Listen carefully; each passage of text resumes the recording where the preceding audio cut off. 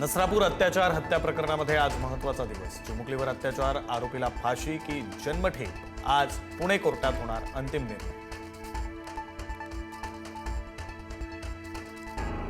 केतन अग्रवाल हत्या प्रकरणी आरोपी सिया आणि चैतनची पोलीस कोठडी आज संपणार। दुपारी 2 नंतर आरोपींना कोर्टात करणार हजर। पुढील कोठडीवर आज होणार निर्णय। सिया गोयल आणि चेतन चौधरीची 9 तासांनी चौकशी संपली। केतन अग्रवाल हत्येच्या रिक्रिएशन वेळी सिया चेतननं समाधानकारक उत्तरं दिल्याची पोलिसांची माहिती। उद्या सिया चेतनला न्यायालयात हजर करणार।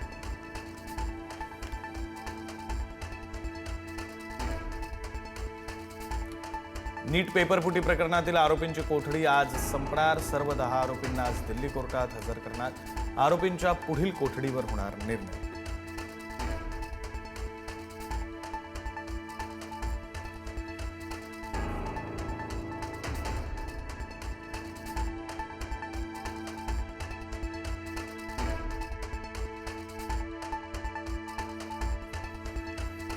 भाव वाढवून घेतला आणि ओमराजेंनी गद्दारी केली। ओमराजेंच्या गद्दारीबद्दल कुणकुण लागली असती तर उमेदवारी देणं टाळलं असतं। धाराशिवचे खासदार ओमराजे निंबाळकरांवर उद्धव ठाकरेंची सडकून टीका।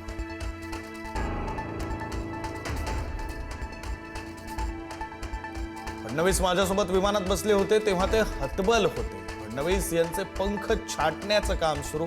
उद्धव ठाकरेंचं विधान। गडकरी पंतप्रधान झाले असते म्हणून त्यांचेही पंख कापले, ठाकरेंची टीका।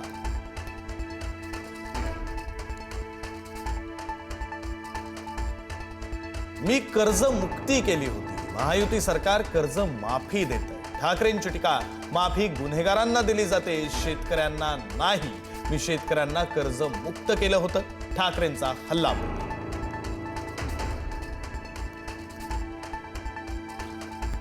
राज्यामध्ये आजपासून पावसाचा जोर वाढणार। राज्यात 2 जुलैपर्यंत मुसळधार पावसाचा अंदाज। दमदार पावसानं होणार जुलैची सुरुवात। मुंबईसह पश्चिम उपनगरामध्ये पावसाची हजेरी। अंधेरी, जोगेश्वरी, गोरेगाव भागात दमदार पाऊस। अनेक सखल भागात साचलं पाणी। 4 दिवसांच्या विश्रांतीनंतर रत्नागिरी जिल्ह्यामध्ये मान्सून पुन्हा सक्रिय। मुंबई गोवा महामार्गावरील वालोपे परिसरामध्ये साचलं पाणी। शेतीला दिलासा मिळाल्यानं शेतकरी आणि नागरिकांमध्ये समाधानाचं वातावरण।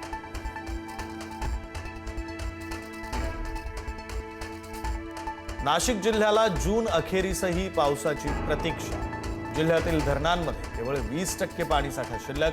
गंगापूर धरणातील पाणीसाठा थेट 30%वर। पाऊस लांबल्यास आठवड्यातून 2 दिवस पाणी कपातीची शक्यता।